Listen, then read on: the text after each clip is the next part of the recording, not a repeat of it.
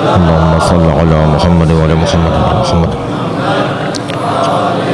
فاتحہ. بسم اللہ الرحمن الرحیم. الحمد للہ رب العالمین الرحمن الرحیم مالک یوم الدین. ایاک نعبد و ایاک نستعین. اہدنا الصراط المستقیم صراط الذین انعمت علیہم غیر المغضوب علیہم ولا الضالین. اللهم صل علی محمد وعلى محمد.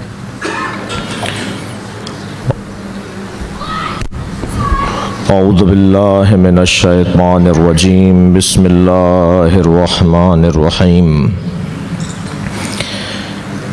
الحمد للہ الذی لا یبلغ مدحتہ القائلون ولا یحصی نعماءہ العادون ولا یعدی حقہ المجتہدون. الذی لیس لصفتہ حد محدود ولا نعت موجود ولا وقت معدود ولا اجل ممدود. فطر الخلائق بقدرته ونشر الرياح برحمته. الصلاة والسلام على الرسول المسدد المصطفى العمجد المحمود الأحمد سیدنا و مولانا و مولا الکونین جد الحسن والحسین عانی ابو القاسم محمد. اللہم صل علی محمد وعلی محمد وآلہ الطیبین الطاہرین المعصومین الذین قال اللہ انما یرید اللہ لیذہب عنکم الرجس اہل البیت وَيُطَهِّرَكُمْ تَطْهِيرًا. اللهم صل على محمد وعلى محمد. وَلَعْنَةُ اللَّهِ عَلَى أَعْدَائِهِمْ أَجْمَعِينَ مِنْ يَوْمِ عَدَاوَتِهِمْ إِلَى قِيَامِ يَوْمِ الدِّينِ. أَمَّا بَعْدُ فَقَدْ قَالَ الْحَكِيمُ فِي قُرْآنِ الْكَرِيمِ. بسم الله الرحمن الرحيم. وَوَهَبْنَا لَهُم مِّن رَحْمَتِنَا وجعلنا لهم لسانا صدق عليا. صلوات.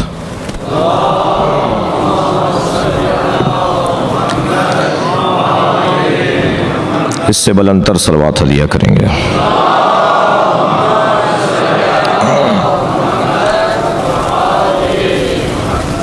جو احباب پیچھے تشریف فرمائے ان سے گزارش کروں گا کہ تھوڑا تھوڑا سا آگے آئیں گے. ایک صلوات پڑھتے ہوئے تھوڑا تھوڑا سا آگے آئیے.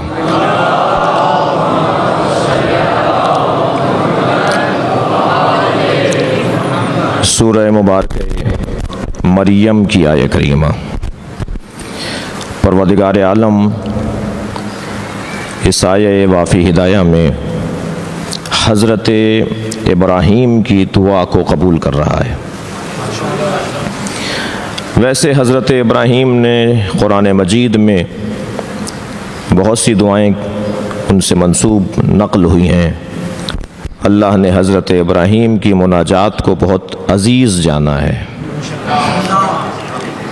اور حضرت ابراہیم کو جب بھی کوئی منصب ملا تو انہوں نے اپنی اولاد کو یاد رکھا.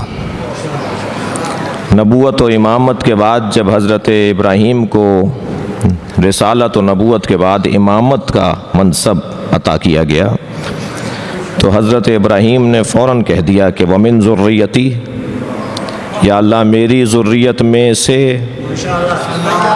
تو پروردگار عالم نے حضرت ابراہیم کی دعا کو رد نہیں کیا بلکہ فوراً قبول کرتے ہوئے کہا کہ ہاں جو محمد اور علی آنے والے ہیں وہ امام ہوں گے.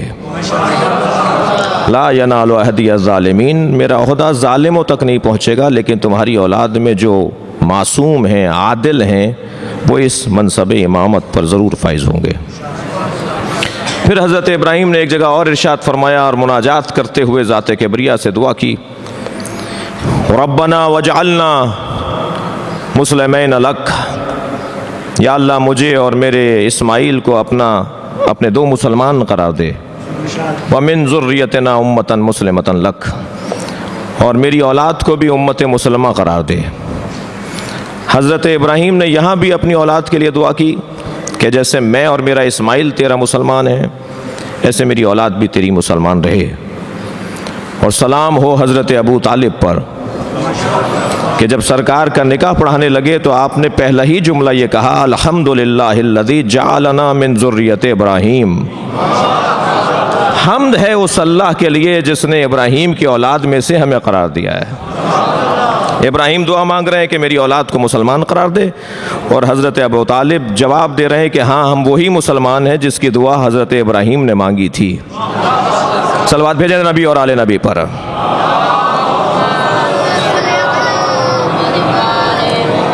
توجہ میرے ساتھ ہے حضرات کی۔ تو حضرت ابراہیم کی بہت ساری دعائیں ہیں، ان میں سے حضرت ابراہیم نے آخرین میں آخری زمانے میں اپنی اولاد کے لیے ایک دعا اور کی تھی، اور وہ دعا یہ تھی کہ یا اللہ مجھے آخری زمانے میں ایک سچی زبان عطا فرما۔ آخری زمانے میں ایک سچی زبان، یوں تو سچی زبان ہر زمانے کی ضرورت ہے، توجہ میری طرف ہے حضرات کی۔ یوں تو سچی زبان، تھوڑا بولیے میرے ساتھ، میں مدرس نہیں ہوں بھائی، میں ذاکر ہوں، اس لیے میں آپ کے ساتھ بولوں گا اور آپ اس کو بلواؤں گا بھی اپنے ساتھ۔ آخری زمانے میں حضرت ابراہیم اپنی اولاد میں ایک سچی زبان مانگ رہے ہیں، اور اس کی بھی اللہ نے قبولیت کی، اور اللہ نے اس دعا کو بھی قبول فرما لیا۔ وَوَهَبْنَا لَهُم مِّن رَحْمَتِنَا، اور ہم نے اپنی رحمت میں سے کچھ انہیں عطا کر دیا۔ ابھی اللہ دعا کر رہا ہے، دعا قبول کر رہا ہے حضرت ابراہیم کی، ہم نے اپنی رحمت میں سے کچھ ان کو ہبہ کر دیا، ہم نے رحمت اپنی دے دی انہیں۔ وَجَعَلْنَا لَهُمْ لِسَانَ صِدْقٍ عَلِيًّا، توجہ چاہوں گا جو ممبر کی زبان سے آشنا لوگ ہیں ذرا توجہ کریں گے، اور اب اللہ جواب دے رہا ہے، اللہ قبول کر رہا ہے حضرت ابراہیم کی دعا کو، اور ہم نے ان کے لیے ایک سچی علی زبان قرار دی۔ وَجَعَلْنَا لَهُمْ لِسَانَ صِدْقٍ عَلِيًّا، ایک ایسی سچی زبان جو علی زبان ہے، بلند زبان ہے، اونچی زبان ہے، وہ زبان کٹنے کے بعد بھی بولتی ہے، اس کو اگر تن سے بھی علیحدہ کر دیا جائے تب بھی نیزے کی انی کے اوپر چڑھ کر قرآن کی تلاوت کرتی ہے۔ ہم نے ابراہیم کی اولاد میں ایک سچی زبان عطا کی ہے، جو سچی زبان علی زبان ہے۔ یہ جوان، یہ بچہ سوال کرتا ہے کہ قرآن مجید میں جناب فاطمہ کا نام کیوں نہیں ہے؟ مریم افضل ہیں یا فاطمہ زہرا؟ بولیے میرے ساتھ، بات کیجئے، مریم افضل ہیں یا حضرت فاطمہ زہرا؟ حضرت سیدہ فاطمہ زہرا عزیز ہیں، اس لیے کہ علامہ اقبال نے بھی پورا قصیدہ کہہ دیا۔ علامہ اقبال کا قصیدے کے چند مصرے سنتے جائیں۔ علامہ اقبال کہتے ہیں کہ مریم از یک نسبت عیسیٰ عزیز، مریم ایک نسبت حضرت عیسیٰ کی وجہ سے صاحب عزت ہیں، از سہ نسبت حضرت زہرا عزیز، اور حضرت فاطمہ زہرا تین نسبتوں کی وجہ سے صاحب عزت ہیں۔ اب علامہ اقبال تینوں نسبتوں کا ذکر کر رہے ہیں، فرما رہے ہیں کہ نور چشم رحمت للعالمین، یہ فاطمہ کو اللہ نے عزت یوں دی ہے کہ یہ محمد مصطفیٰ کی آنکھوں کی ٹھنڈک ہے۔ نور چشم رحمت للعالمین، آن امام اولین و آخرین، اللہم صل علی محمد و علی محمد۔ توجہ میرے ساتھ ہے آپ رات کی؟ اچھا تھوڑی سی گردن بھی ہلا دیں گے تو مجھے اس کے اوپر سکون ہو جائے گا۔ دوسری نسبت علامہ اقبال بیان فرما رہے ہیں کہ بانوے آن تاجدار حل عطا، یہ اس کی بانو ہے، یہ اس کی زوجہ ہے جس کے سر پہ حل عطا کا تاج سجا ہوا ہے۔ بانوے آن تاجدار حل عطا، مرتضی مشکل کشا شیر خدا۔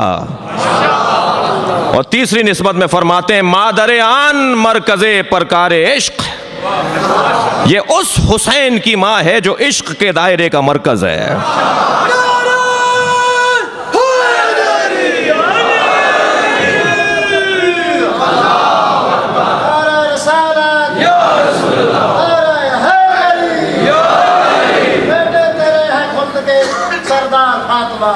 سبحان اللہ، تیرے ہیں خلد کے سردار فاطمہ، در تیرا ہے مصطفیٰ کا مددگار فاطمہ، میں کیا لکھوں گا شان تیری جب خود نبی اٹھتے تھے تیری تعظیم کو کئی بار فاطمہ۔ سبحان اللہ، مادر آن مرکز پرکار عشق، مادر آن کاروان سالار عشق، ہر عشق کے کاروان کا سالار حسین ہے اور اس کی ماں فاطمہ ہے۔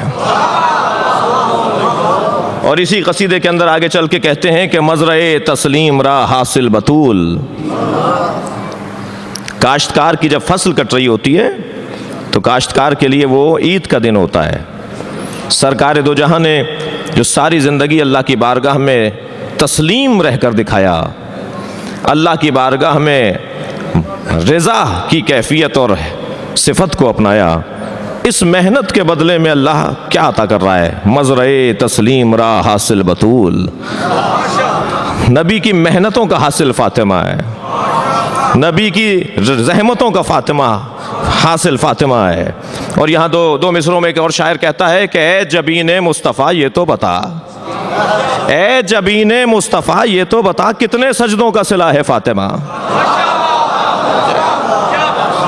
سوال کرتا ہے یہ جوان، یہ بچہ، کہ قرآن مجید میں حضرت فاطمہ زہرا کا نام کیوں نہیں ہے؟ قرآن مجید کے اندر مولا کائنات کا نام کیوں نہیں ہے؟ تو پہلی بات تو یہ کہ قرآن مجید ناموں کی کتاب نہیں ہے، جملے کو محسوس کریں گے۔ قرآن مجید ناموں کی کتاب نہیں ہے، قرآن مجید کاموں کی کتاب ہے۔ کام پیش کیا جائے تو قرآن میں نازل ہو جاتا ہے۔ توجہ میری طرف ہے؟ توجہ۔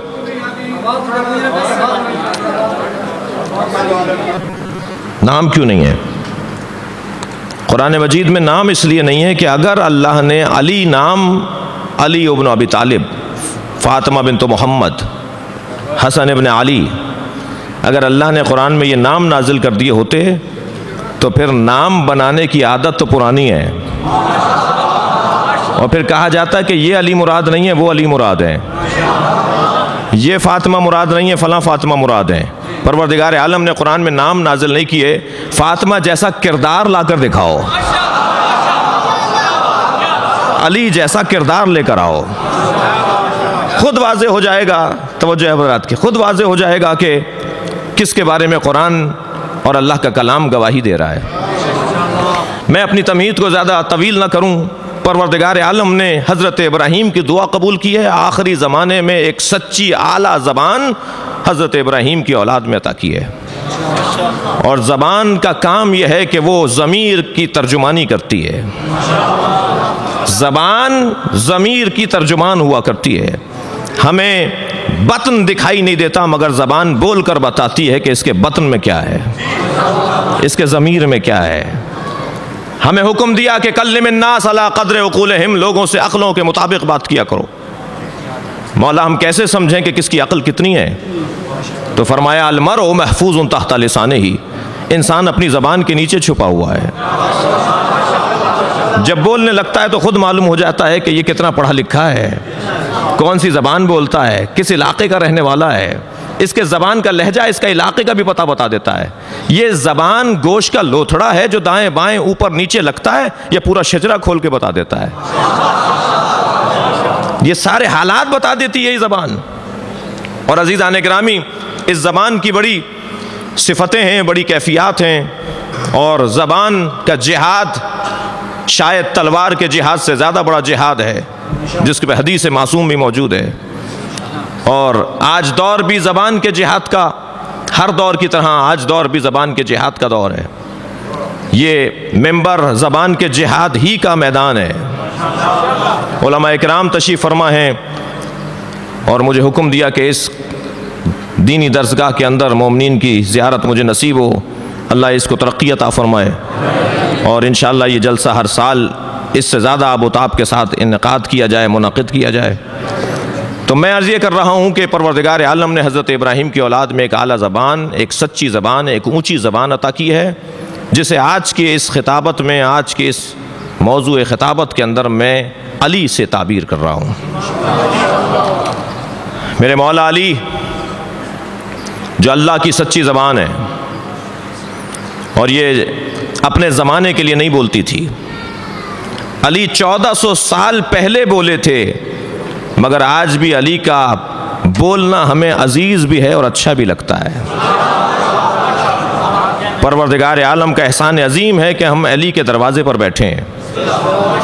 عزیزو، جتنی مصیبتیں بھی اٹھا لیں مگر ہم یہ دروازہ چھوڑنے کو تیار نہیں ہیں، ہم اس گھر سے جانے کو تیار نہیں ہیں، اس لیے کہ دوسرے دروازوں پر شرمندگی مقدر بن جاتی ہے اور اس دروازے پر اطمینان قلب قسمت بن جاتا ہے۔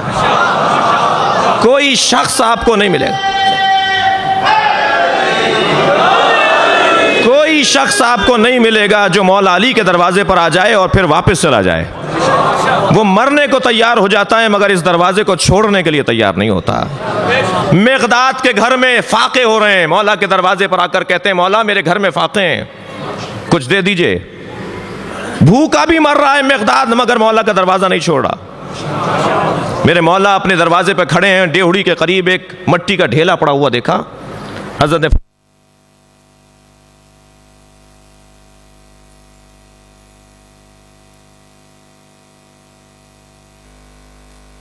محمد و آل محمد پر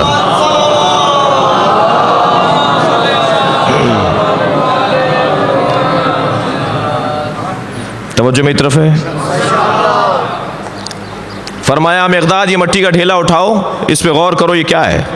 مقداد نے جب ہاتھ میں لیا تھا تو مٹی کا ڈھیلا تھا، میرے مولا علی نے جب ارادہ فرمایا تو سونے میں تبدیل ہو گیا۔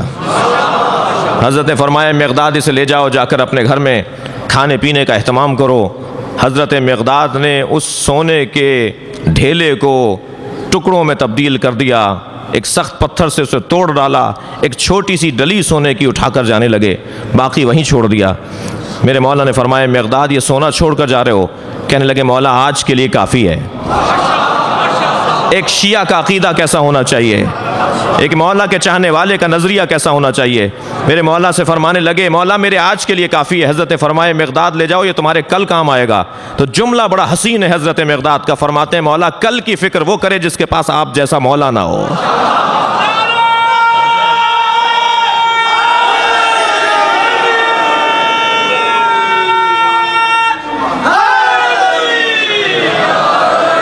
علی کے دروازے پر آنے والا کبھی بھی مایوس نہیں ہوتا۔ یہ رزق مادی بھی عطا اللہ کی جانب سے کرتے ہیں اور یہ رزق معنوی بھی اللہ کی جانب سے لسان صدق بن کر عطا کرتے ہیں۔ اللہ کی سچی زبان، اللہ کی اونچی زبان، اللہ کی علی زبان۔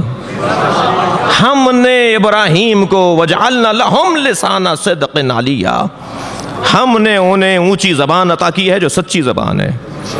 اور عزیزان گرامی سچ تو ہوتا ہی ہے وہ ہے جو سر چڑھ کر بولے، وہ کسی کی پرواہ نہیں کرتا۔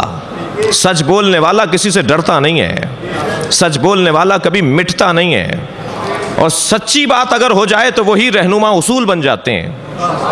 لہٰذا 1000 سال پہلے جو کتاب مرتب کی گئی، جو کلام 1400 سال پرانا میرے مولا علی کا ہے، ہم پر احسان عظیم ہے سید رضی رضوان اللہ تعالی علیہ کا، جنہوں نے تقریباً 1000 سال پہلے اس کتاب کو مرتب کیا، اور آج وہ کتاب قرآن کے ساتھ رکھی ہوئی ہے اس لیے کہ قرآن کی تفسیر ہے۔ اگر نہج البلاغہ جیسے قرآن کے ساتھ اہل بیت نہ ہوتے تو قرآن کو کوئی سمجھانے والا نہ ہوتا، اور اگر قرآن کے ساتھ نہج البلاغہ جیسی کتاب مرتب نہ کی گئی ہوتی اور اللہ نے یہ اہتمام نہ کروایا ہوتا تو قرآن کی تفسیر کوئی پیش نہیں کر سکتا تھا۔ غیر مسلم، مخالف، قرآن کا دشمن، مسلمانوں کا معاند یہ اعتراض کر سکتا تھا کہ قرآن مجید پر عمل کس نے کر کے دکھایا؟ میرے مولا نے جو عمل کر کے دکھایا اسے نہج البلاغہ کے نام سے سید رسی نے ایک جگہ پر جمع کر دیا۔ اگرچہ علماء کرام جانتے ہیں، جناب مقبول صاحب کا جو نہج البلاغہ کے حوالے سے خدمات ہیں وہ قابل قدر ہیں۔ جی علماء کرام جانتے ہیں کہ نہج البلاغہ مولا علی کا پورا کلام نہیں ہے، یعنی اگر مولا کے سارے کلام کو ایک جگہ جمع کر لیا جائے تو 10 نہج البلاغہ سے زیادہ جلدیں بن جائیں گی۔ جو اس وقت نہج البلاغہ ہمارے پاس موجود ہے ایسی 10 جلدیں بن جائیں گی، اور تب بھی یہ دعویٰ نہیں کیا جا سکے گا کہ علی کا سارا کلام یہی ہے۔ سارا کلام نہج البلاغہ، مولا علی کا کلام نہج البلاغہ سارا نہیں ہے۔ جملہ میں آپ کی محترم سماعتوں کے حوالے کر رہا ہوں، نہج البلاغہ علی کی کتاب نہیں ہے، نہج البلاغہ کشکول سید رضی ہے۔ مولا کے دروازے پر ہاتھ پھیلائے کھڑے رہے، جو بھیک مل گئی اس کا نام نہج البلاغہ رکھ دیا۔ سید رضی نے اس کتاب کا نام نہج الاسلام کیوں نہیں رکھا؟ توجہ ہے بات کی۔ سید رضی نے اس کتاب کا نام نہج الدین کیوں نہیں رکھا؟ کیا سید رضی اور سید مرتضیٰ سے بڑھ کر کوئی دین کے محافظ تھے؟ تاریخ تشیع میں ایک سنہرا باب ہے یہ دونوں بھائیوں کا باب۔ تاریخ تشیع میں ایک حسین دور ہے جو خدمات علمی کے حوالے سے ان دونوں بھائیوں نے ادا کیا ہے. لیکن سید رضی اس کتاب کا نام نہج الاسلام نہیں رکھ رہے، نہج الدین نہیں رکھ رہے، بلکہ سید رضی اس کتاب کا نام نہج البلاغہ رکھ رہے ہیں.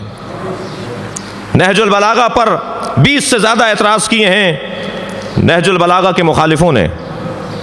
ان میں سے ایک اعتراض یہی کیا ہے کہ نہج البلاغہ کے فرامین، نہج البلاغہ کے اندر موجود خطبات، خطوط، کلمات قصار، ان کی سند سید نے نہیں لکھی. راوی ہوتے تو لکھتے، ان فلان ان فلان ان فلان ان امیر المومنین، یہ سید رضی نے نہیں لکھا. راویوں کا تذکرہ سید رضی نے نہج البلاغہ میں نہیں کیا. ان اعتراضوں میں ایک اعتراض نہج البلاغہ پر یہ ہے. پھر دوسرا یہ کہ سید رضی نے اس کا نام نہج البلاغت رکھا ہے. عزیزان گرامی، سید رضی نے راویوں کو تو اس لیے ذکر نہیں کیا کہ کلام خود بتائے گا کہ کس کا کلام ہے. جو راویوں کی بے ساکی پر کلام چلے، صلوات پڑھیں محمد و آل محمد پر.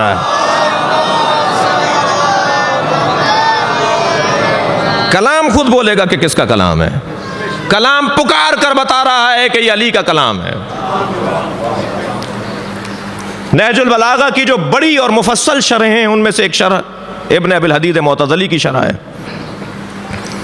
اس 10 جلدی کتاب کے اندر ایک سنی عالم دین، اب مجھے یہاں ایک گلہ کرنے دیجئے اپنے آپ سے، آپ سے کوئی گلہ نہیں ہے مجھ سے، میں اپنے آپ سے ایک گلہ کر رہا ہوں یہاں پر.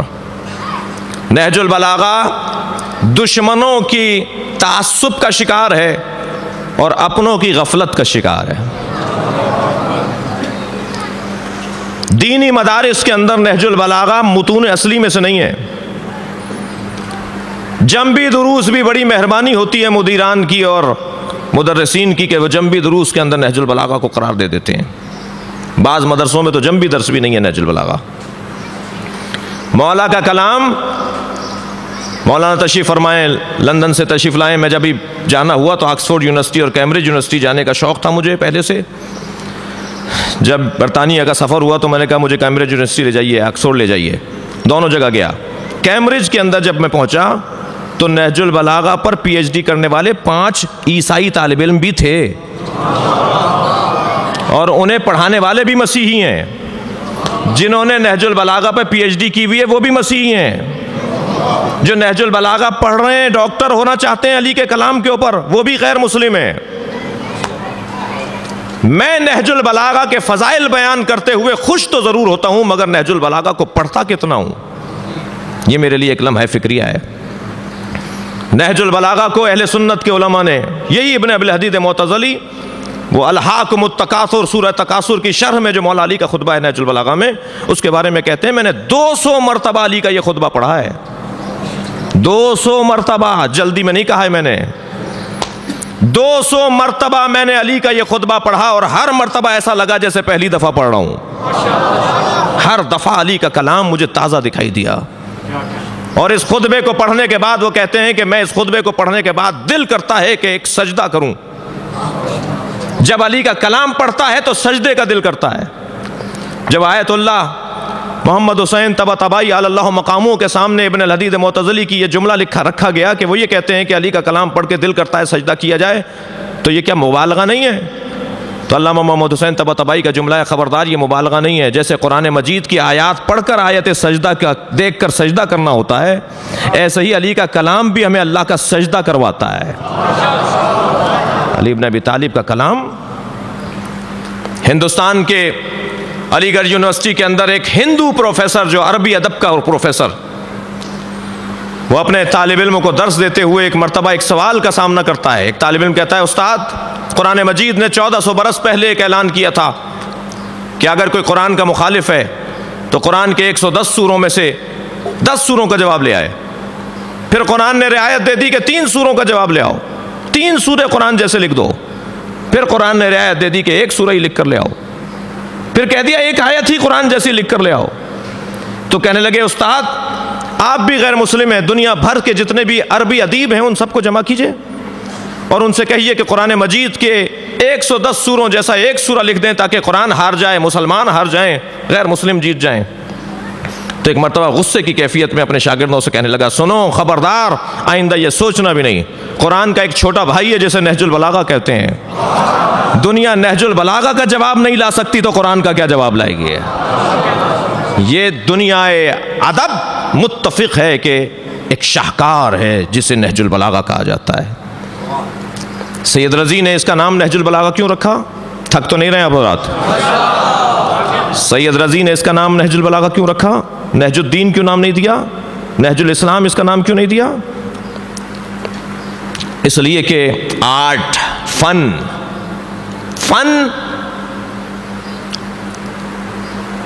کبھی مرتا نہیں ہے، فن کو زندگی طویل نصیب ہوتی ہے۔ کبھی میرے محترم سننے والوں نے غور کیا ہے کہ ائمہ شاعروں کو کیوں سکوں سے نوازتے تھے؟ مولا کی خدمت میں آ کے کہتا ہے مولا آپ کے جد کا مرثیہ کہہ کر لایا ہوں، مرثیہ سنا دیا تو حضرت نے ایک سکوں کی تھیلی دے دی، کہا مولا ایک اور کہہ کر لایا ہوں، پھر شعر سنائے مولا نے ایک اور تھیلی سکوں کی دے دی، یہاں تک کہ 7 مرثیہ دیتے رہے، اور حضرت کا زبان حال یہ تھا کہ اگر یہ صبح قیامت تک سناتا رہے گا تو میں دیتا رہوں گا۔ ائمہ نے شاعروں کو، ایک صلوات پڑھیں گے نبی اور آل نبی پر،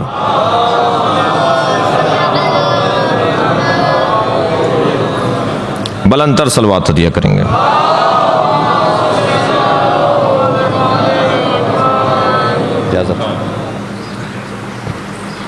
توجہ میں طرف ہے،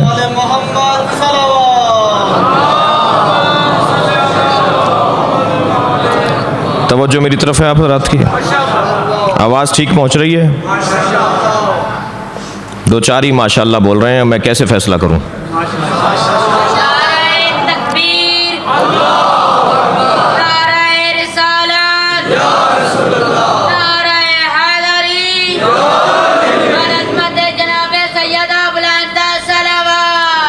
اللہم صلی علی محمد وعلی محمد۔ سید رضی نے نہج البلاغہ کا نام نہج البلاغہ اس لیے رکھا کہ بلاغت، فصاحت، خطابت، شعر، ادب، فن، ٹیکنک، آرٹ، اس کو حیات طویل ہے۔ شکریہ شکریہ، توجہ ہے آپ حضرات کی۔ میں یہ والی تقریر اگر آپ کے علاقے میں 10 دن کے بعد دوبارہ کر دوں تو آپ کہیں گے وہی والی باتیں سنا رہے ہیں، لیکن آپ شاعروں سے کہتے ہیں کہ وہی والا کلام سناؤ۔ شاعر نے کچھ عرصے پہلے آپ کے امام بارگاہ کے اندر ایک کلام سنایا، اب دوسری جگہ بھی کہتے ہیں وہی سناؤ جو تم نے 10 دن پہلے سنایا تھا۔ نثر آپ دوبارہ سننے کو تیار نہیں ہیں، مگر نظم آپ بار بار سننے کو تیار ہیں۔ کیوں؟ اس لیے کہ نظم کی زندگی بڑی لمبی ہے، 200 سال گزرنے کو ہیں میر انیس کو اور مرزا دبیر کو، 190 سال گزر گئے ہیں، لیکن آج بھی ان کے مرثیے زندہ ہیں اور ہر سال وہی پڑھے جاتے ہیں۔ شاعروں جوش آج تک زندہ ہے، دیبل خزائی آج تک زندہ ہیں، فرزدق آج بھی زندہ ہیں۔ کیوں؟ اس لیے کہ فن کو موت نہیں ہے۔ اگر خطابت، شاعری، ادبیات اور آرٹ کا استعمال رکھا جائے تو وہ کبھی موت نہیں ہوتی اس کو۔ سید رضی نے اس کا نام نہج البلاغہ اس لیے رکھا ہے تاکہ بتائیں کہ یہ کتاب بلاغت ہے، کتاب فن ہے۔ سید رضی نے نہج البلاغت نام رکھ کر بتا دیا کہ بولنا سیکھو تو علی سے سیکھو۔ علماء کرام کی موجودگی میں اپنا سبق دہراؤں، فصاحت اور ہے، بلاغت اور ہے۔ مدرسے کا پرانا سبق ہے، فصاحت اور بلاغت میں فرق ہے۔ تھک تو نہیں رہے آپ حضرات؟ فصاحت اور بلاغت میں فرق ہے۔ فصاحت سجے ہوئے جملے، نپے ہوئے جملے، مسجع کلام، مقفع کلام۔ فصاحت بہت ہی عمدہ اور پیارے اور میٹھے جملوں کے اندر ادائیگی، لیکن بلاغت کہتے ہیں ان جملوں کو صحیح وقت پر ادا کرنا۔ مثال دیتا ہوں، فرض کیجئے، توجہ چاہوں گا، دسترخوان لگا ہوا ہوتا ہے، کھانے طرح طرح کے چنے ہوئے ہوتے ہیں، تو آپ اپنے مہمان سے کہتے ہیں تناول فرمائیے، ذرا اس غذا کو بھی میل کیجئے گا، ذرا اس پر بھی توجہ کیجئے گا، ذرا اس سے بھی اپنے دہن کو خوش ذائقہ کیجئے. کتنے اچھے جملے ہیں. یہ جملے فصاحت ہیں.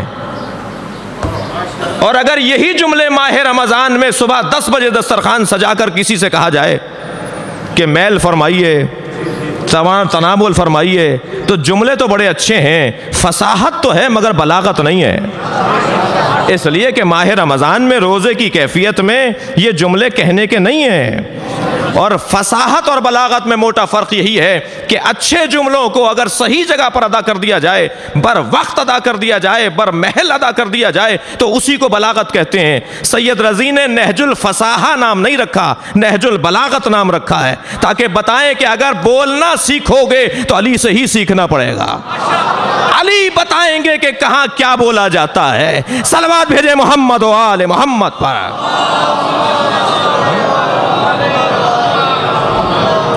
میرے مولا نے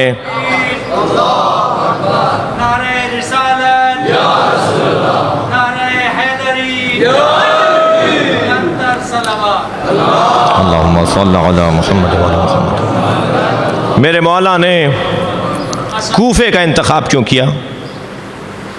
مولا کے یہ کلام جس پر ہم اس وقت گفتگو کر رہے ہیں، زیادہ تر کلام میرے مولا کا کوفے کا ہے. خطبات بھی زیادہ تر کوفے کے ہیں، خطوط بھی زیادہ تر کوفے کی زندگی کے ہیں، کلمات قصار بھی میرے مولا کے اس میں غالب کوفے کی زندگی کے ہیں. علی کو کوفے میں اچھا بولنے کا موقع ملا ہے. جو پر ہجوم ہسپتال کا ڈاکٹر ہوتا ہے نا، وہ ماہر بہت ہوتا ہے. جس ہسپتال میں مریض ہی نہ جاتے ہوں، وہاں کا ڈاکٹر کتنا ہی پڑھا لکھا ہو ماہر نہیں ہوتا. لیکن جس ہسپتال میں مریض زیادہ جاتے ہیں، اس ہسپتال کا کم پڑھا لکھا ڈاکٹر بھی ماہر ہوتا ہے، اس لیے کہ اس کے پاس تجربہ بہت زیادہ ہوتا ہے. میرے مولا نے کوفے کا انتخاب کیوں کیا ہے، اس پر بہت سارے اشارے اور دلائل اور وجوہات ہیں، اسباب ہیں. لیکن ایک سبب جو میرے موضوع کے اندر ہے وہ یہ کہ وہاں بیٹھ کر علی کو قیامت تک کے لیے سیاست کا نظام مرتب کرنے کا موقع ملا. وہاں بیٹھ کر علی کو معیشت کا نظام دینے کا موقع ملا. وہاں میرے مولا کو بیٹھ کر انسان سازی کا موقع ملا، اخلاقیات کی بہتری کا موقع ملا. علی وہ اصول دیں گے وہاں بیٹھ کر جو اس ماحول ہی کے اندر بولیں گے تو اچھا لگے گا. یعنی اگر میں یوں کہہ دوں کہ یہ کلام اگر مدینے میں کہا ہوتا تو اتنا اثر نہ ہوتا جتنا کوفے میں کہنے کی وجہ سے. وہ محل، وہ مقام، وہ کیفیات، وہ حالات، وہ مسائل، وہ الجھنیں.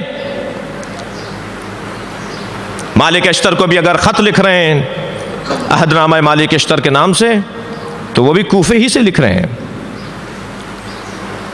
حضرت محمد ابن ابی بکر کو اگر مصر خط روانہ کر رہے ہیں، جو 4 خط تو نہج البلاغہ میں ہیں اور نواسخ التواریخ اور مختلف کتابوں کے اندر 3 خط اور حضرت محمد ابن ابی بکر کو مولا سے منسوب ملے ہیں، وہ بھی اگر مل رہے ہیں تو وہ کوفے کی زندگی کے ہیں. خطبہ حمام بھی کوفے کی زندگی کا ہے، خطبہ قاسیہ بھی کوفے کی زندگی کا ہے. اکثر خطبے اس نہج البلاغہ کے، میرے بچے اور جوان ذرا اپنے ذہن میں بٹھائیں، نہج البلاغہ کے اندر 79 میرے مولا کے خطوط ہیں، 79 خط ہیں میرے مولا کے، 280 میرے مولا کے خطبات ہیں، 241 میرے مولا کے خطبات ہیں، اور 480 کلمات قصار ہیں. اس کتاب کے اندر میرے مولا کا جو کلام ہے، اور حالات حاضرہ کے اوپر خاص طور پر ہم پر ایک مہربانی فرمائی ہے حضرت حجت الاسلام والمسلمین جناب علامہ افتخار حسین نقوی صاحب نے. سچ ٹیلی ویژن کے عنوان سے، اگرچہ دوسرے ممالک سے بھی ٹیلی ویژن چینل کام کر رہے ہیں، لیکن پاکستان کے اندر ہادی ٹی وی اور سچ ٹی وی ایک بہترین خدمت گزار ادارہ ہے، اور مولانا کا ملت تشیع پر ایک بہترین خدمت کے عنوان سے یہ تاریخ میں ثبت رہے گا. اللہ اس ادارے کی مسائل کو حل فرمائے اور ان کے دست و بازو بننے کی ہمیں توفیق عطا فرمائے. بہت بڑی خدمت ہے. توجہ چاہوں گا عزیزان گرامی. تو یہ جو میرے مولا کا کلام ہے، اس کلام کے اندر جو آفاقیت ہے وہ اس وجہ سے ہے کہ محل ایسا تھا جہاں علی نے کہا. عمر ابن عبدالعزیز کے زمانے میں کھلا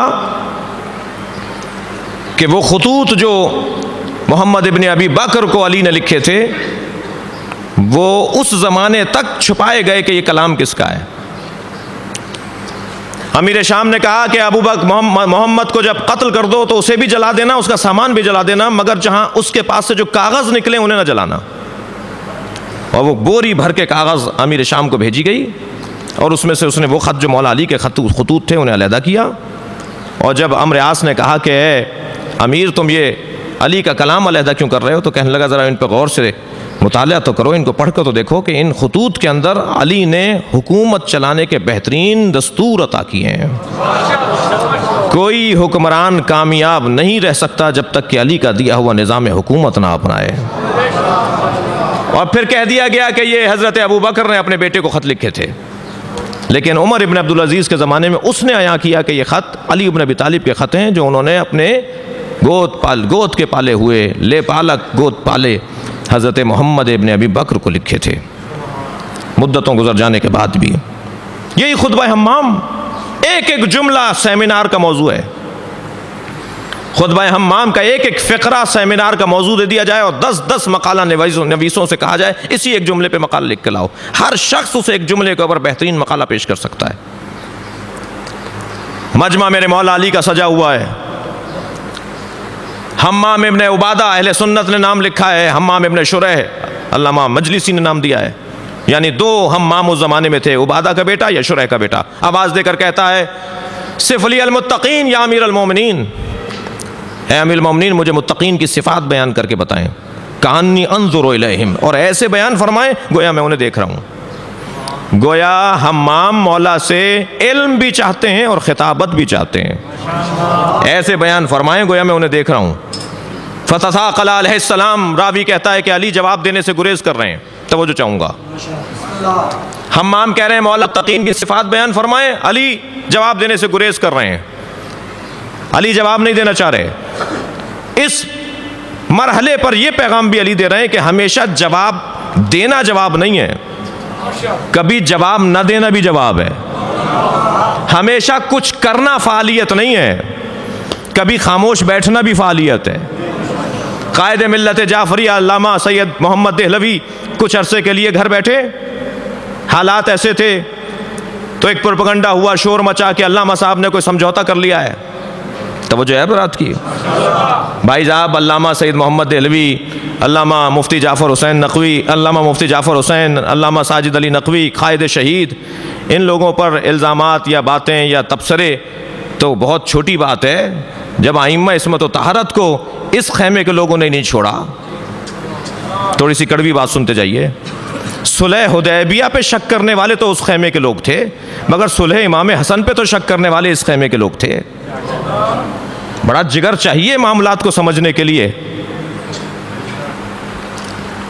250 سالہ زندگی ہے ائمہ معصومین کی نبی مکرم کے ساتھ. 23 برس کی نبوی حیات ہے, باقی 250 سال تو ائمہ کی زندگی ہے. 23 برس نبی پر شک کرنے والوں پہ تو تبرہ ہو, لیکن ائمہ کی زندگی میں جو ائمہ کے خیمے کے لوگوں نے ائمہ پہ شک و شبہ کیا, اس پہ بھی تو کبھی تجزیہ ہونا چاہیے, اس پر بھی تو کبھی غور ہونا چاہیے. کوئی علی کے جگر سے تو پوچھے کہ کنویں میں منہ دے کر کیوں باتیں کرتے ہیں. کوئی علی کے اندر سے بھی تو بات نکالے کہ آپ تنہا کیوں ہیں اتنے سارے لوگوں کے باوجود. 250 سال کے درمیان جو ہر ائمہ معصومین کے زمانے میں شک و شبے ہوئے, امام حسن کی صلح کے اوپر یہاں والوں نے شک کیا. 2 چیزیں انسان کو مسلمان نہیں مرنے دیتی, توجہ چاہوں گا. 2 چیزیں اسلام سلب کر لیتی ہیں, ایک حب دنیا اور ایک بغض علی. بڑے بڑے لوگ ہیں جو حب دنیا کی بیماری میں مبتلا تھے, تو مولا علی پر بھی شک کرنے کے لیے تیار ہو گئے. امام حسن پہ شک کرنے لگے, امام ششم پہ شک ہوا, امام رضا پہ شک ہوا. اور امام رضا کو غریب کیوں کہتے ہیں؟ میں پچھلے دنوں یہ روایات پڑھ رہا تھا اور یہ واقعات پڑھ رہا تھا, میری آنکھوں میں آنسو اتر رہے تھے. امام کو غریب کیوں کہتے ہیں؟ ایک پہلو تو یہی ہے کہ آپ غریب الوطن ہیں, ایک پہلو یہ ہے کہ کیونکہ امام تقی کی ولادت تاخیر ہو رہی تھی، امام مولا امام رضا کی عمر بڑھ گئی تھی اور اولاد نہیں تھی، تو لوگوں نے کہنا شروع کر دیا تھا کہ امامت کا سلسلہ منقطع ہو رہا ہے، اب کوئی امام نہیں ہے، وہ 12 اماموں کا نظام کہاں جائے گا؟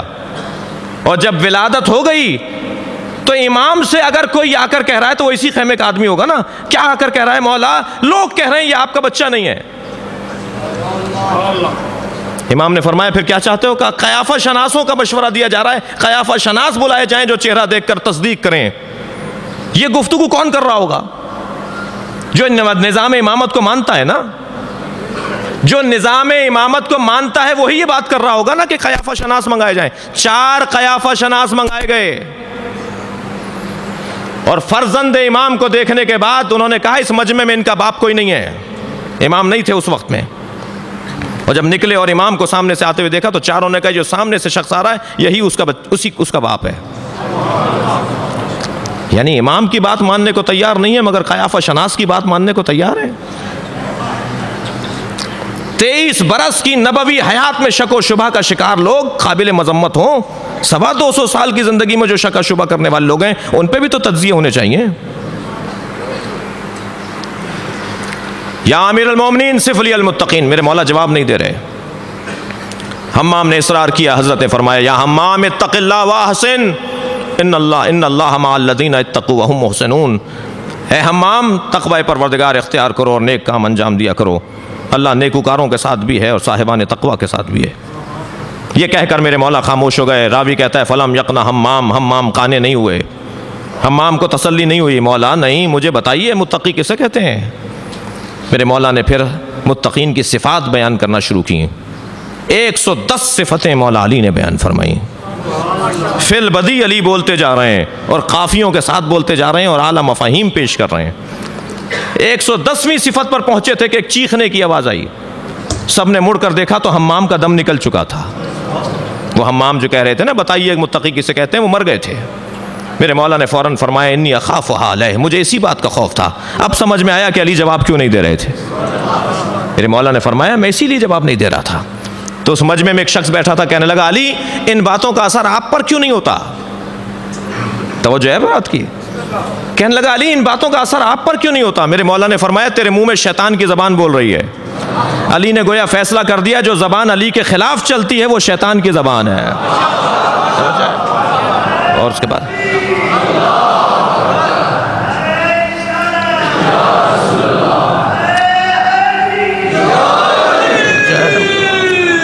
ینحدر عنی السیل ولا یرقى علی الطیر ولا یرقى الی الطیر یا علی الطیر۔ اللہ اکبر۔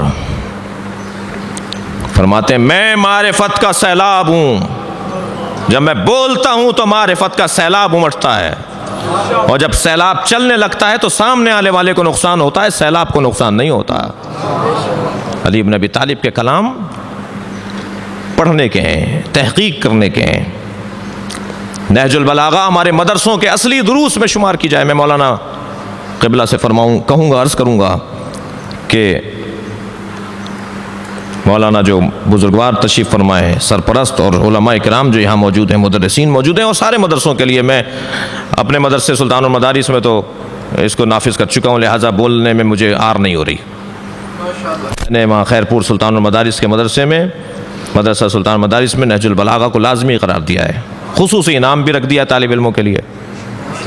جو ختم نہج البلاغہ، ختم بخاری ہوتی ہے ہمارے بھائیوں کے ہاں، ہمارے ہاں ختم نہج البلاغہ کا بھی اہتمام ہونا چاہیے۔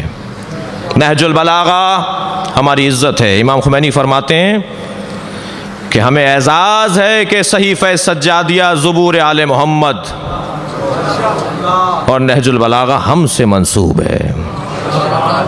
ہماری عزت ہے کہ نہج البلاغہ کے وارث بھی ہم ہیں اور صحیفہ سجادیہ کے وارث بھی ہم ہیں۔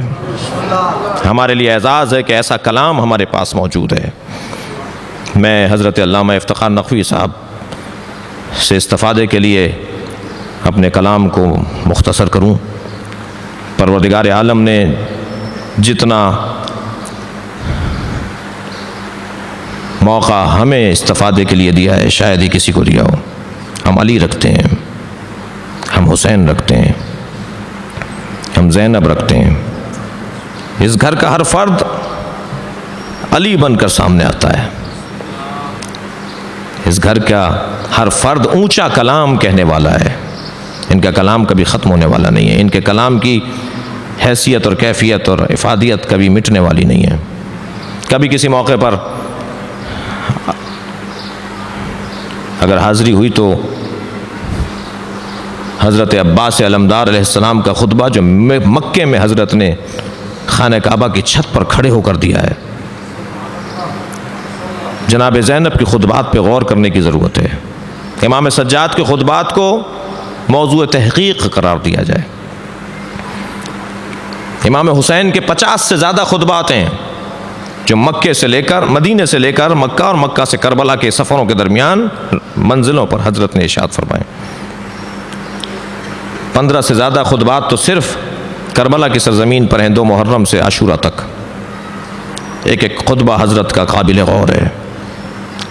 ہم اتنے بڑے لوگ رکھتے ہیں کہ جس کا کوئی مقایسہ کہیں نہیں ہے. اللہ نے ہمیں عزت دی ہے اس لیے کہ ہم صاحبان عزت سے جڑے ہوئے ہیں. ہم اس گھرانے سے جڑے ہوئے ہیں جنہیں اللہ نے صاحب عزت قرار دیا ہے.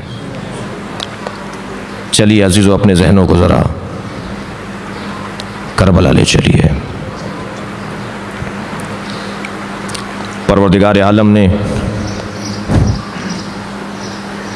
اس گھرانے کو عزت بھی دی ہے تو مصیبت بھی دی ہے. جس کی عزت زیادہ ہے اس کی مصیبت بھی زیادہ ہے.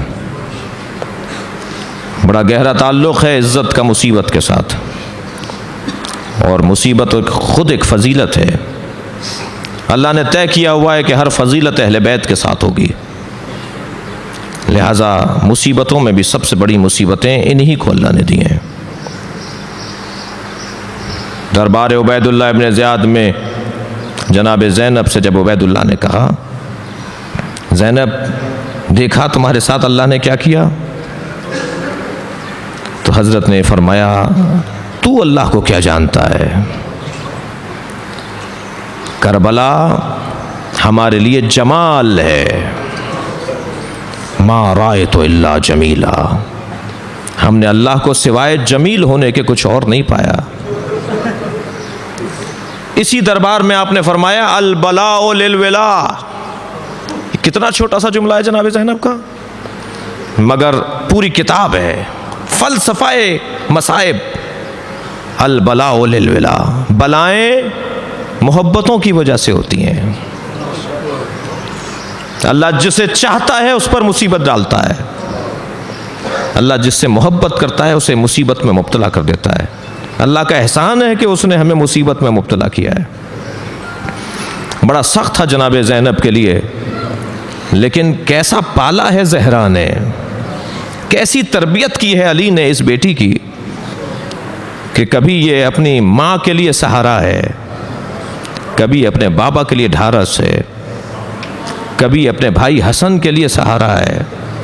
یہ صرف شریکت الحسین نہیں ہے، یہ شریکت العلی بھی ہیں، شریکت الزہرا بھی ہیں. ایک ذات ہے جو پنجتن کے لیے مددگار ہے. 3 سال کا سن ہے جناب زینب کا. شہادت گزر گئی نا بی بی کے 2 دن پہلے. 3 سال کا سن ہے جناب زینب کا. نبی حسب دستور فجر کی نماز کے بعد در زہرا پہ سلام کرنے آئے، اور جیسے ہی جناب سرکار نے ارشاد فرمایا السلام علیکم یا اہل بیت النبوہ، بی بی نے دروازہ کھول کر نانا کو سلام کیا. فرمایا نانا میں نے ایک خواب دیکھا ہے، اس کی تعبیر بتا دیجئے. جسے رونا آ رہا وہ تکلف کر کے نہیں روئے گا. نبی جیسا حسین سے پیار کرتے ہیں ایسے اپنی زینب سے بھی نبی پیار کرتے ہیں. وہ نواسا ہے، یہ نواسی ہے. آگے بڑھے، اپنے بچی کو سامنے بٹھا لیا، بیٹا کیا خواب دیکھا ہے؟ نانا میں نے رات کو خواب دیکھا ہے کہ میں بیابان میں تنہا ہوں. اجرکم اللہ، خدا کسی غم میں نہ رلائے سوائے غم اہل بیت میں. ہمیں رونے اور رلانے والوں میں قرار دے. نانا میں بیابان میں تنہا ہوں. کچھ دیر کے بعد تیز آندھی چلتی ہے، اور آندھی اتنی تیز ہے کہ میرے پیر زمین سے اکھڑ رہے ہیں. تو میں نے قریب میں ایک درخت کا جا کے سہارا لیا. کچھ دیر کے بعد اتنا تیز آندھی کا جھونکا آیا, وہ درخت زمین سے اکھڑ گیا. نانا میرا سہارا مجھ سے چھن گیا. پھر آندھی چلنے لگی تو میں نے دور ایک درخت کو دیکھا, میں نے اس کا سہارا لیا. نانا کچھ دیر کے بعد ایک اور جھونکا آیا, درخت زمین سے اکھڑ گیا. پھر مجھے تیسرا درخت دکھائی دیا, میں نے اس کا سہارا لیا. اور کچھ دیر کے بعد وہ تیسرا درخت بھی زمین سے اکھڑ گیا. اب سنیں رونے والوں, بی بی نے کیا فرمایا. فرمایا نانا وہ تیسرا درخت بھی زمین سے اکھڑ گیا, اگر خواب یہاں تمام ہو گیا ہوتا تو میں آپ کو زحمت نہ دیتی. نانا میرا خواب ابھی پورا نہیں ہوا, میرے 3 سہارے مجھ سے چھن گئے. میں بیابان میں اکیلی تھی, تیز آندھی چلنے لگی, میرے سر سے چادر اتر گئی. نانا مجھے اس خواب کی تعبیر چاہیے. نبی کی آنکھوں میں آنسو ہیں, اجرکم اللہ. نبی کی آنکھوں میں آنسو ہیں. فرمانے لگے زینب تمہارے 3 سہارے ہیں. سب سے پہلے تمہارا بابا تمہارا سہارا ہے, پھر تمہارا بھائی حسن تمہارا سہارا, پھر حسین تمہارا سہارا. زینب تمہارے تینوں سہارے چھن جائیں گے اور ایک بیابان ہوگا جہاں تمہارے سر سے چادر اتاری جائے گی. اجرکم اللہ. جناب زینب مصیبتوں کا کعبہ, جناب زینب کا لقب ہے مصیبتوں کا کعبہ. جس کے گرد مصیبتیں طواف کریں اسے زینب کہتے ہیں, جس کے گرد مصیبتیں طواف کریں. میری بیوی کربلا آ گئی اپنے بھائی کے ساتھ. کیسی کیسی سخت مرحلے اور مشکلات کا سامنا کیا جناب زینب نے. جناب زینب کربلا کے اندر کبھی اپنے بھائی حسین کے لیے سہارا بن رہی ہیں, اور پھر بڑی فضیلت ہے جناب زینب کی. امام حسین زینب سے وصیتیں فرما رہے ہیں. جناب زینب کی یہ بہت بڑی فضیلت ہے کہ حسین جیسا امام کہے مجھے نماز شب میں مت بھلانا. زینب اپنے بھائی حسین کو نماز شب میں مت بھلانا. راوی کہتا ہے کہ جب خیمے جلنے لگے تو میں نے دیکھا علی کی بیٹی ایک جلتے ہوئے خیمے میں جاتی ہے, مگر آگ کی لپیٹیں زینب کو روک دیتی ہیں. اس آگ سے لڑتی رہی علی کی بیٹی یہاں تک کہ جلتے ہوئے خیمے میں چلی گئی اور اپنی پشت پر کچھ سامان اٹھا کر لائی. جب قریب جا کر میں نے دیکھا تو زین العابدین امام تھا جس نے زینب پشت پر اٹھا کر لا رہی ہیں. کتنا سخت مرحلہ ہے. جب امام سجاد اپنے بابا کے لاشے پر آئے ہیں تو امام سجاد سے اپنے بابا کا لاشا پہچانا نہیں جا رہا. امام سجاد امام حسین کے لاشے کو غور سے دیکھ رہے ہیں. جناب زینب نے خود کو اونٹ سے گرا دیا. اگر کوئی بلندی سے گرے تو کیسی کیفیت ہوتی ہے. میرے مولا نے مڑ کر کہا پھوپھی اماں یہ کیا ہوا. فرمانے لگی پہلے تم بتاؤ تم نے کیا حال بنایا ہوا ہے. کہا پھوپھی اماں انصاف کیجئے, جوان بیٹا زندہ ہو اور باپ کا لاشا بے گور و کفن ہو. تو جب جناب زینب نے یہ جملہ سنا تو فرمانے لگی مجھ سے پوچھو میرے دل پر کیا گزر رہی ہے. فرمانے لگی زین العابدین میں کم سن تھی, اپنے گھر کے صحن میں سو رہی تھی. کچھ دیر کے بعد میں نے محسوس کیا کہ سارے صحن میں دھوپ آ گئی ہے مگر میرے اوپر سایہ ہے. تو میں سوچنے لگی یہ سایہ کیسا ہے. تو میں نے غور سے دیکھا تو یہی بھائی تھا جو چادر پکڑے کھڑا تھا کہ کہیں زینب پر دھوپ نہ آ جائے. اب بتاؤ یہ بہن کہاں صبر کرے. میرے بھائی کے بدن پہ کپڑا نہیں ہے, زینب کے سر پہ چادر نہیں ہے. یہ کہہ کر جناب زینب نے بھائی کے لاشے کے گر چکر کاٹنا شروع کیا ہے. کبھی پائنتی آ جاتی ہیں, کبھی سرہانے آ جاتی ہیں, اپنے بھائی کا بدن دیکھ رہی ہیں. امام سجاد نے فرمایا پھوپھی اماں کیا دیکھ رہی ہیں. فرمانے لگی, رونے والوں جملہ سنے بی بی کا, فرمانے لگی سالم جگہ ڈھونڈ رہی ہوں جہاں بوسہ لے سکوں. زینب کبریٰ کے امام حسین کا بدن کہیں سے سالم دکھائی نہیں دیا, کٹی ہوئی رگوں پر لب رکھ دیے. امام حسین کی کٹی ہوئی رگوں پر لب رکھ دیے, بوسے لیے. نانا کو یاد کر کے کہا نانا دیکھیے میں کہاں بوسہ لے رہی ہوں. اور پھر بندھے ہوئے ہاتھوں سے اپنے بھائی کا لاشا اٹھایا اور آواز دے کر کہا یا اللہ ہم سے اس قربانی کو قبول کر لے. عزادارو تھک کر نہیں روئیں گے, مجھے ایک منزل اور لینے دیجئے, تھک کر نہیں روئیں گے. جناب زینب کا وہ مرحلہ اور مصیبت بہت بڑی ہے جب شام کے دربار میں لے جائی جا رہی ہیں. آیت اللہ شیرازی صاحب فتوائے تمباکو ایک جملے پر اتنا روئے کہ 3 گھنٹے بے ہوش رہے۔ مجھے معاف کیجئے گا، ہم لوگوں کی عادت ہو گئی ہے کہ ہم بڑے سخت مصائب سن لیتے ہیں۔ یہ جو عرفاء ہیں نا، آیت اللہ بہجت، سید علی قاضی طباطبائی، آیت اللہ شیرازی، یہ جو ہمارے بزرگان گزرے ہیں، یہ ایک ایک جملے پر ساری رات روتے تھے۔ آیت اللہ شیرازی کربلا کے اندر ایک مجلس میں بیٹھے ہیں اور ایک ذاکر مصائب پڑھ رہا ہے، تو آیت اللہ شیرازی نے آواز دے کر کہا آہستہ پڑھو، ہمیں رونے دو، تم اتنی جلدی اتنی بڑی باتیں کر کے چلے گئے، ہمیں ایک ایک جملے پر غور کر کے رونے دو۔ جب ذاکر نے یہ جملہ کہا، آپ رو رہے ہیں، آپ کی آوازیں بلند ہیں، جب ذاکر نے یہ جملہ کہا نا تو آیت اللہ شیرازی ایک چیخ مار کے روئے اور 3 گھنٹے بے ہوش رہے۔ وہ جملہ کیا تھا؟ وہ جملہ کیا تھا؟ جملہ یہ تھا کہ جب زینب کو دربار میں لایا گیا، پورا مقتل ہے یہ جملہ، مکمل مصائب ہے یہ جملہ، جناب زینب کو دربار میں لایا گیا، بیویوں کے حلقے میں جناب زینب کھڑی ہیں، یزید کہتا ہے کہ مجھے زینب سے بات کرنی ہے، بس آخری جملہ کہہ رہا ہوں، مصائب کی انتہا ہے یہ جناب زینب کی زندگی میں۔ یزید کہتا ہے مجھے علی کی بیٹی سے بات کرنی ہے، میری بیویوں کے حلقے میں کھڑی ہے۔ جناب زینب وہیں سے گویا ہوئی، جناب فضہ نے حفاظت فرمائی، کہنے لگا زینب بتاؤ سب سے بڑی مصیبت کیا تھی؟ مجلس ختم کر رہا ہوں اپنا بیان۔ زینب بتاؤ سب سے بڑی مصیبت کربلا میں کیا دیکھی؟ شاید یہ سمجھ رہا تھا کہ بی بی کہیں گی کہ علی اکبر کا لاشا، شاید یہ سمجھ رہا تھا کہ بی بی کہیں گی عباس کے کٹے ہوئے بازو، شاید یہ سمجھ رہا تھا بی بی کہیں گی میرے بھائی حسین کا پامال لاشا۔ کہنے لگا زینب بتاؤ سب سے بڑی مصیبت کیا تھی؟ میری بی بی نے کہا مجھ پر سب سے بڑی مصیبت یہ ہے میں تجھ جیسے سے بات کر رہی ہوں۔ زینب پر سب سے بڑی مصیبت یہ ہے کہ کہاں علی کی بیٹی کہاں یزید، دن ایسا آ جائے الا لعنت اللہ علی قوم الظالمین فسیعلم الذین ظلموا ای منقلب ینقلبون۔ یا اللہ اس عبادت کو قبول فرما۔